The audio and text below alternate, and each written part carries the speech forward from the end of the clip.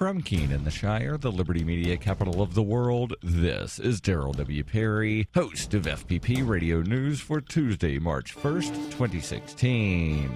Silver is trading at $15.03 per ounce. Gold is valued at $1,247 per ounce. And according to BitcoinAverage.com, the average price of Bitcoin is $437.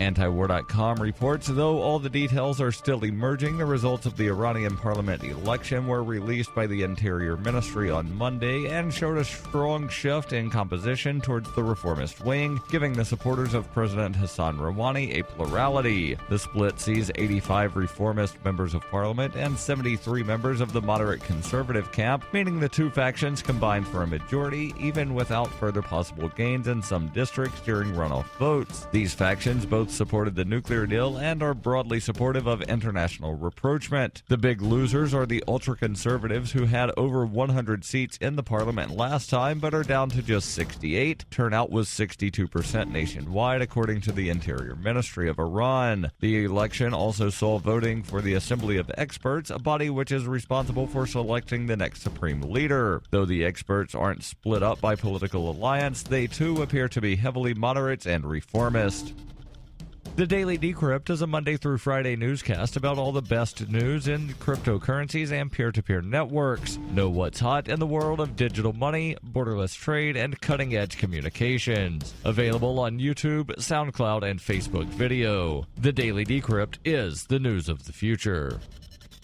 UPI reports U.S. Supreme Court Justice Clarence Thomas on Monday asked a question from the bench during oral arguments for the first time in 10 years. Thomas has had a reputation for staying silent during proceedings as other members of the court ask questions of attorneys to clarify statements. But on Monday, the first Supreme Court session after the death of Justice Antonin Scalia, Thomas was active and vocal. The case before the court was Voisin v. United States, a low-profile criminal case centering on the conviction of two men charged with domestic violence. The U.S. Supreme Court must determine whether a prior conviction of reckless domestic assault qualifies as federal misdemeanor domestic violence, which disqualifies the men from possessing firearms. After Federal Solicitor General Ilana Eisenstein argued her case and took questions, Thomas asked how long the suspension of Second Amendment rights was for those prohibited by federal law to possess firearms and whether Eisenstein knew of similar cases. Although the matter under discussion was not a Second Amendment case, Thomas appeared to be defending the amendment, which demands no government infringement on the right to bear arms. Thomas has previously stated he regards the availability of the Supreme Court's question and answer protocol to be discourteous to the attorneys.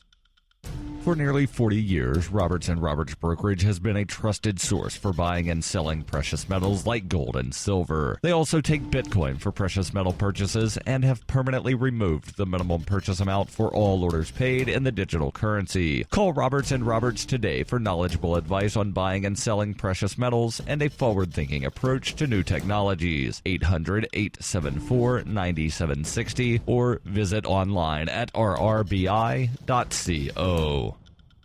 Reuters reports Google, part of Alphabet Incorporated, said on Monday it bears some responsibility after one of its self-driving cars struck a municipal bus in a minor crash earlier in the month. The crash may be the first case of one of its autonomous cars hitting another vehicle and the fault of the self-driving car. The Mountain View, California-based company said it made changes to its software after the crash to avoid future incidents. In a February 23rd report filed with California regulators, Google said the crash took place in Mountain View on February 14th when a self-driving Lexus RX 450h sought to get around some sandbags in a wide lane. The autonomous vehicle was moving at less than 2 miles per hour while the bus was moving at about 15 miles per hour. The report said the vehicle and the test driver believed the bus would slow or allow the Google autonomous vehicle to continue. But 3 seconds later, as the Google car in autonomous mode re-entered the center of the lane, it struck the side of the bus, causing damage to the left front fender, front wheel, and a driver's side sensor. Google said in a statement on Monday that we clearly bear some responsibility because if our car had not moved, there would not have been a collision. That said, our test driver believed the bus was going to slow or stop to allow us to merge into traffic, and that there would be sufficient space to do that. The Santa Clara Valley Transportation Authority will investigate the circumstances of the incident.